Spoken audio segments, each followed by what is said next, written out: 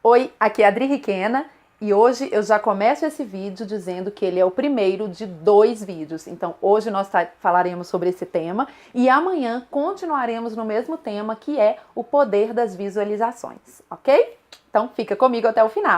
Quando éramos crianças, nós vivíamos no mundo mágico, no mundo da imaginação, não é verdade? Então um simples cabo de vassoura se transformava num cavalo alado, magnífico, ou mesmo uma caixa de papelão, era então a nossa nave espacial que nos levava para o espaço onde encontrávamos planetas nunca antes descobertos.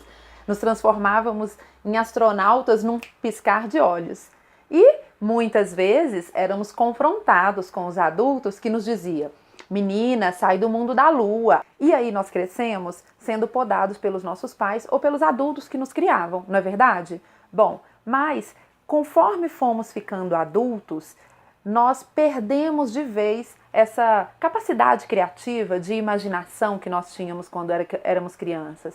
Hoje é fato que poucos de nós usamos a nossa capacidade de visualização para pensar no futuro, para entender o que está acontecendo. E quando alguns de nós faz isso, imediatamente vem um dedo apontado dizendo: ah, você vive no mundo da lua, hein? Ó, cresce, vamos lá, você já é adulto. Quem nunca passou por isso, hã?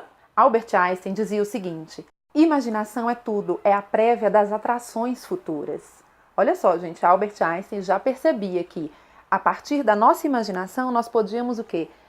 Identificar o que vai ser o futuro, ou quem sabe modificar o nosso futuro, certo? Mas gente, isso não tem nada a ver com magia, não tem nada a ver com previsão futurística, com bola de cristal não, tá? Nós temos explicação científica para dizer o que acontece com a nossa vida a partir das visualizações que nós podemos criar no presente. Então vamos lá. Uma coisa que nós temos que perceber é que o seguinte: sim, a lei da atração existe. Então quando a gente pensa no presente, possivelmente nós vamos então adquirir no futuro. Mas gente, isso não é força do universo, não é apenas o universo conspirando ao nosso favor, não. São ações que nós criamos na nossa mente e transformamos isso em hábitos, e aí esses novos hábitos nos colocam no caminho desse futuro imaginado. Tá difícil, né? Eu vou contar uma historinha para vocês. Em 1970, um neurocientista chamado Paul McLaren, criou o que ele chamou de teoria do cérebro trino. Essa teoria divide o nosso cérebro em 3 partes, chamadas de cérebro reptiliano, sistema límbico ou cérebro das emoções, e o neocórtex. Nós temos então 3 cérebros, mas calma lá. São 3 partes do cérebro dentro do mesmo cérebro, tá? Nós só temos uma massa cinzenta, que na verdade é rosa, né? Vamos combinar. Mas como que cada parte do nosso cérebro atua no nosso corpo? Vamos lá. Reptiliano é o cérebro mais primitivo, é aquele ligado ao instinto de sobrevivência. Então todas as nossas ações que permitem que nós sobrevivamos aos principais perigos da vida, por exemplo, estão relacionados com o cérebro reptiliano. Vou dar um exemplo.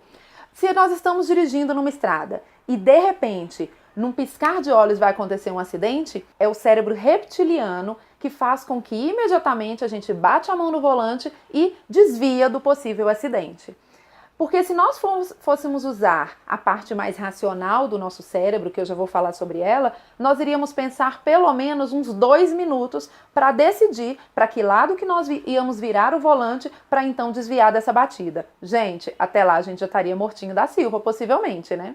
Então, graças ao nosso cérebro reptiliano, obrigada, nós então evitamos de correr alguns perigos na nossa vida. O outro cérebro está vinculado ao sistema límbico, e ele está mais associado às emoções, é o nosso cérebro das emoções.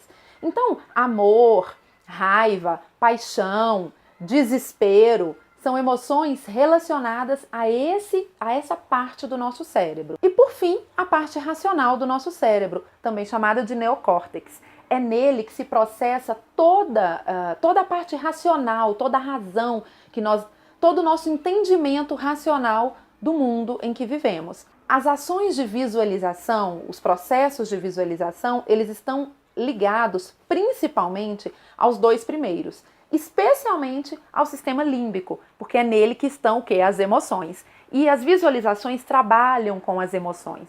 Como que isso se dá? No momento em que nós criamos uma visualização, nós então acionamos o nosso sistema límbico de forma que, peraí, deixa eu contar uma coisa para vocês antes disso.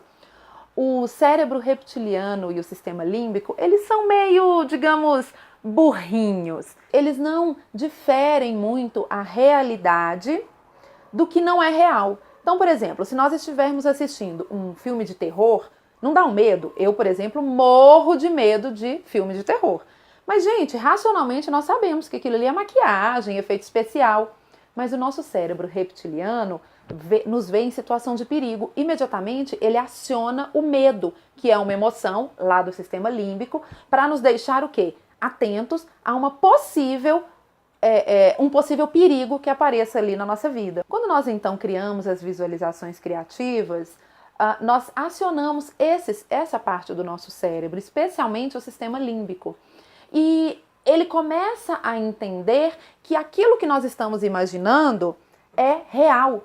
E aí, então, automaticamente, claro que a partir de um processo de exercício, o nosso corpo vai se acostumando a essa nova realidade. E aí, nós começamos, então, a trabalhar de forma até inconsciente para que, então, essa realidade, que até então é imaginária, se torne o quê? Real efetivamente. Então, vocês estão percebendo que não é nada mágico? É um processo que acontece no nosso corpo, de forma, então, que nós projetamos o futuro estando aqui no presente. E aí conduzimos a nossa vida a partir de então. Mas, gente, não significa que agora a gente vai ter que andar só no mundo da imaginação, não é isso não. Até porque o processo de criação de visualização não é apenas no mundo da imaginação. Nós precisamos de muita ação nessa imaginação, nessa visualização.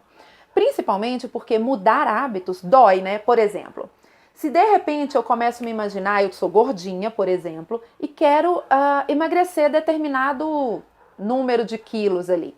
E aí eu crio uma visualização para que, me vendo já nesse futuro próximo, com as medidas que eu quero, usando as roupas que eu desejo, me alimentando de forma mais saudável, e eu crio então essa visualização e começo a praticar essa visualização. Não significa que o nosso corpo imediatamente vai agir de forma ok, a partir de agora nós então só comemos alface, gostamos de brócolis. Não, porque precisa acontecer aí uma mudança de quê? De hábito. E mudar hábitos é difícil, a gente sabe. Principalmente porque o nosso sistema límbico está acostumado com uma realidade.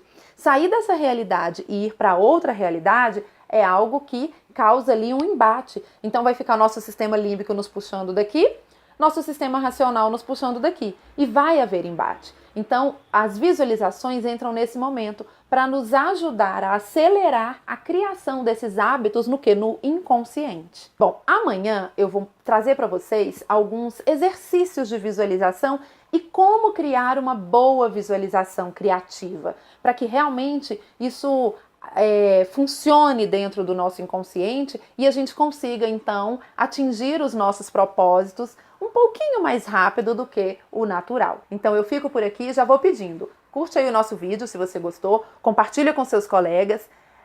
Se você ainda não assinou, não se inscreveu no nosso canal, aproveita agora e se inscreve aqui no nosso canal. Aciona a sinetinha para você ficar sabendo toda vez que a gente postar vídeo novo, beleza? Então, beijo e até amanhã com o próximo vídeo. Tchau!